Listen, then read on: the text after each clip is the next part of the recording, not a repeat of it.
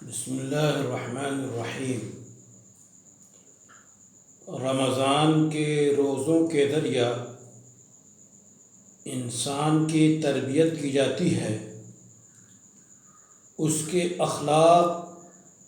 کی بلندی اس میں مضمر ہے۔ اس لحاظ سے روزہ اخلاقی تربیت کرتا ہے، روزہ دار کو فضائل و کمالات سے متصف کرتا ہے، رذائل اور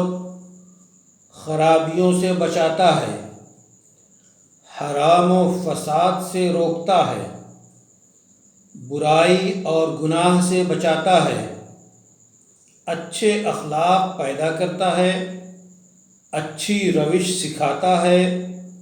دوسروں کے ساتھ حسن برتاؤ، میٹھے بول، پیاری زبان کا خوگر بناتا ہے، غصہ پی جانا، انفعالی کیفیات کو دبانا، غصہ و غضب کی سرکوبی کرنا سکھاتا ہے، اور سچا روزہ دار انسانیت کے روح کو کمال تک پہنچاتا ہے، برائی کا مقابلہ اچھائی سے کرتا ہے، خطا کار کو معاف کر دیتا ہے، زیادتی کرنے والے سے درگزر کرتا ہے، لوگوں کے شعور کو بیدار کرتا ہے، سخاوت و نوازش اور ایثار کا مجسمہ بنا دیتا ہے، بخل، لالچ اور انانیت اکھاڑ پھینکتا ہے، ہر طرح کے انحراف اور بے راہ روی سے بچاتا ہے، جس کا روزہ ہو وہ بد کلامی نہ کرے، چیخ و پکار نہ کرے، اگر کوئی گالی دے، لڑے تو بس اتنا کہہ دے کہ میں روزہ دار ہوں۔ بخاری و مسلم میں روایت ہے، جو شخص روزے میں جھوٹ اور اس کے تقاضے نہ چھوڑے تو اللہ کو اس کے بھوکے پیاسے رہنے کی ضرورت نہیں۔ روزہ تو سچائی سکھاتا ہے، کیونکہ روزہ دار رب کے ساتھ عبادت میں سچائی کا برتاؤ کرتا ہے اور اپنے رب کے ساتھ ہر معاملے میں سچائی کا عادی بن جاتا ہے تو لوگوں کے ساتھ بھی سچائی برتنے لگتا ہے۔ روزہ امانت سکھاتا ہے، کیونکہ روزہ بندے و آقا کے درمیان ایک راز ہے، دن بھر اللہ اس بندے کو امین بناتا ہے تو روزہ دار کو امانت دار بنا دیتا ہے۔ روزہ دار اچھی صفات سے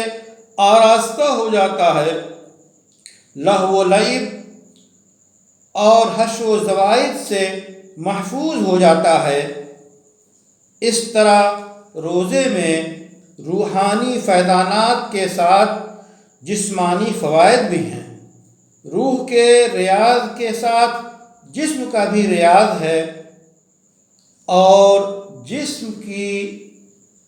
ورزش اور جسم کو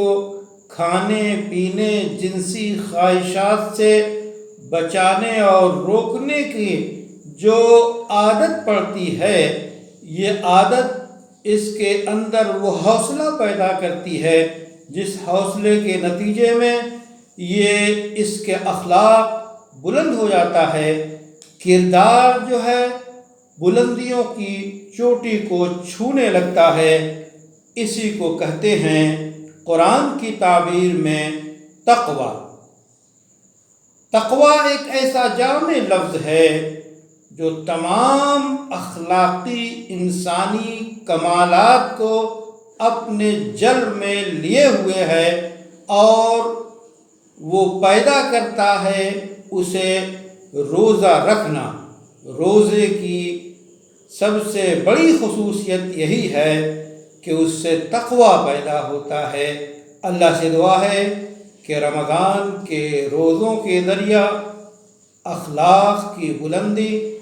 کردار کا غازی اور بہترین انسان بن جائیں، تاکہ انسانیت کی اور عالم کی رہنمائی کا